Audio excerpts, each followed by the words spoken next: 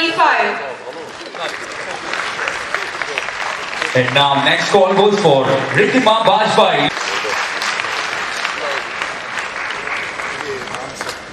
Ladies and gentlemen, now the next call goes for Sahil Kumar. 18. तालियों की आवाज नहीं आ रही है क्योंकि अब हमारे साथ विनर्स आने वाले हैं अलग अलग कैटेगरी के।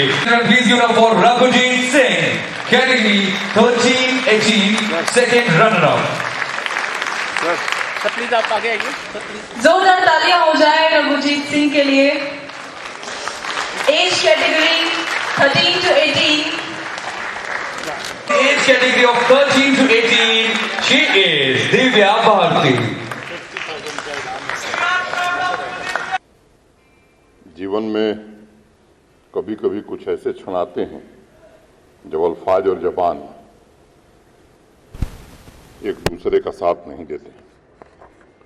मुझे लगता है कि कुछ ऐसी स्थिति अपनी भी है। अभी दिलबाग सिंह जी जिक्र कर रहे थे, शनिवार की रात मुझे लगता है कि हम सब के लिए बहुत भारी थी जब एसपीओ इशफाक और उनके छोटे भाई उमरजान पर कायराना आतंकी हमला हुआ और हम सबको सूचना मिली थी। मन व्यथित था। बाद में मुझे बताया गया कि इशफाक शहीद हो गए। मैं ईश्वर से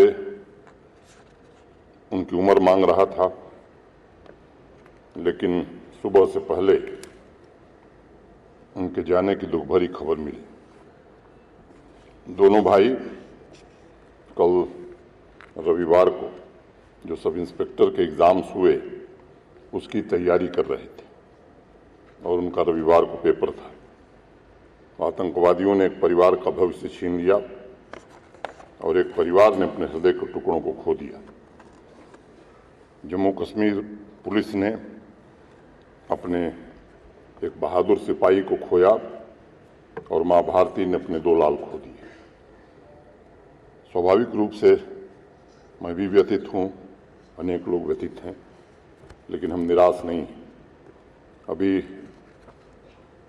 दिलबाग सिंह जी बता रहे थे, मैं कहना चाहता हूँ कि जिस बहादुरी से उस 19 वर्ष के विद्यार्थी और उस एसपीओ ने आतंकवाद का मुकाबला किया है, हम सबको गर्व है उसके ऊपर और केवल हमको नहीं पूरे देश को गर्व है। और मुझे लगता है कि वक्त आ गया है कि उनके आंसुओं का हिसाब करना ये हम सबकी प्राथमिकता होनी चाहिए। एक एक रक्त की बूंद जो जमीन पर गिरी है, मैं समझता हूं कि जम्मू कश्मीर को आज पुलिस को खास तौर से और हमारे सुरक्षा बलों को इस सौगंध लेनी ही चाहिए कि इसका बदला जितना जल्दी हो हिसाब पूरा कर लिया जाना चाहिए। उस परिवार का पालन पोषण, जैसा हमारे डीजीपी साहब ने कहा, ये प्रशासन की जिम्मेदारी है।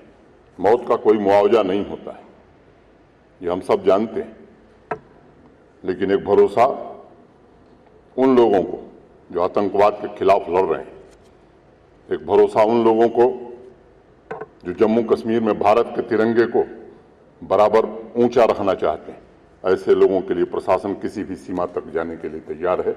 और मैं आज इस सभागार में उनके माता पिता को 10 लाख रुपए की अनुग्रह राशि और उनके भाई, मैं नाम मेरे पास चिट्ठी है, एक भाई जो अभी एसपीओ है, उसे जम्मू कश्मीर पुलिस में सिपाही की नौकरी का ऐलान करता हूं और ये आदेश 2 दिन में जारी कर दिया। मुझे लगता है कि इस पवित्र और मुकद्दस मिट्टी से आतंकवाद को समूल नष्ट किए बिना हमारे सभी साथी न थकेंगे न काम में कोताही करेंगे। आज के इस विशेष कार्यक्रम में मैं देश की रक्षा के लिए अपने प्राणों का बलिदान देने वाले जम्मू कश्मीर के बहादुर जवानों, अर्धसैनिक बलों के जवानों और आर्मी के बहादुर जवानों और उन सभी शहीदों को सत सत नमन करता हूं। और उनके परिजनों को भी प्रणाम करता हूं। पिछले कई दशकों से जम्मू कश्मीर पुलिस हो, हमारे सीएपीएफ के जवान हों, सेना के बहादुर जवान हों, जिस तरह से पड़ोसी मुल्क द्वारा प्रायोजित आतंकवाद के खिलाफ लड़ रहे हैं, वो हमारी सामूहिक शक्ति को दर्शाता है, केवल जम्मू कश्मीर की नहीं बल्कि पूरे देश की सामूहिक शक्ति को। जम्मू कश्मीर के और भारत माता के इन वीर सपूतों की वजह से आज हम चैन की नींद सो सकते हैं। इन पराक्रमी वीरों के धैर्य और शौर्य की वजह से मैं मानता हूं कि जम्मू कश्मीर तरक्की की नई रफ्तार और विकसित राज्यों से कंधे से कंधा मिलाकर चलने के लिए सक्षम बन सका है। मैं कहूं कि जहां सिविल एडमिनिस्ट्रेशन के लोग इस काम में लगे हैं, लेकिन जब तक हमारे पुलिस के बहादुर जवान अपना ये बलिदान न देते, मैं समझता हूं जमीन पर कोई काम हो नहीं सकता था। उनकी शहादत और आतंक को समूल नष्ट करने के लिए मुझे लगता है कि उनकी शहादत हमें अनवरत प्रेरणा देती रहेगी और तरक्की के हमारे संकल्प को और मजबूत करेगी, ऐसा मुझे पूरा विश्वास है।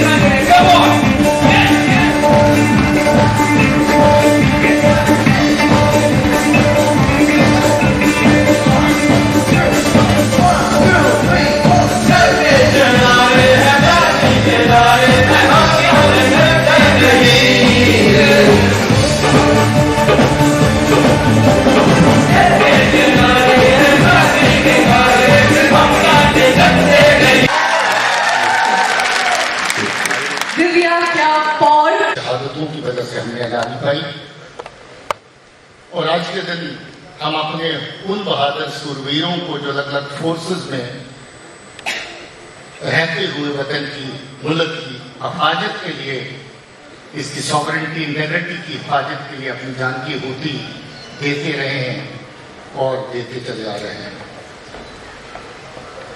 शान जी गाना गा रहे थे, यार था वो।